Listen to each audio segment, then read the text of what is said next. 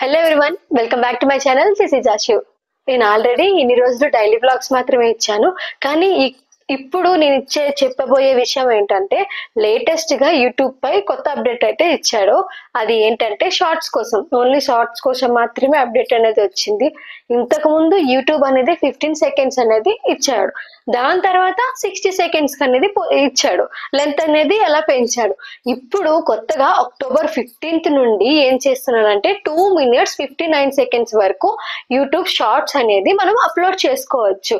అలాగే అవి దేనికి అవుతుందంటే, ఒకటి వెర్టికల్ గా ఉండేది, ఇంకోటి స్క్వేర్ గా ఉండేది మాత్రమే. ఇప్పుడు మనం 2 minutes 59 seconds వరకు మనం షార్ట్స్ అనేది మనం అప్లోడ్ చేసుకోవచ్చు. ఓకే, సెకండ్ పాయింట్ ఏంటంటే, ఇప్పటి వరకు మనం అప్లోడ్ చేసిన షార్ట్స్ లో 60 సెకండ్స్ కి మనకి మూవీ సాంగ్స్ అనేది అవైలబుల్ గా ఉంటాయి. యూట్యూబే మనకి అది ఇస్తుంది. కానీ ఇప్పటి నుంచి 60 సెకండ్స్ దాటితే ఏ మూవీ సాంగ్ కూడా మనం అప్లోడ్ చేయకూడదు. చేస్తే మనకు కాపీరైట్ అనేది వస్తుంది అనమాట.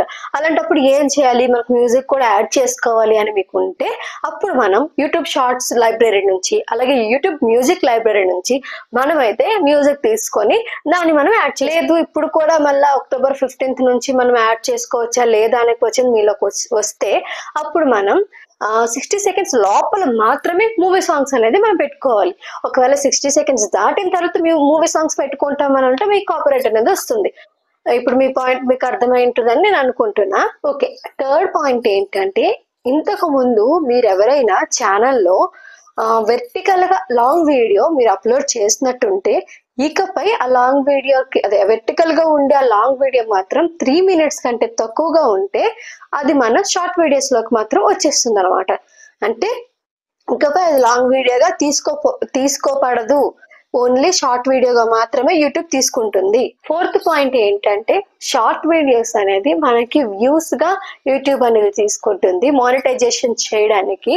అలాగే మనకి లాంగ్ వీడియోస్ అనేది వాచ్ టైం పై డిపెండ్ అయి ఉంటుంది. ఇంతకు ముందు చేసిన షార్ట్ వీడియోస్, అది వెర్టికల్ గా ఉండే లాంగ్ వీడియోస్ కూడా ఇప్పుడు అది షార్ట్ వీడియోస్ కింద వస్తుంది. కాబట్టి అది 3 minutes లోపల ఉండేది వెర్టికల్ కింద వస్తుంది. కాబట్టి అది మనకి ఇక వ్యూస్ కింద మాత్రమే వస్తుంది.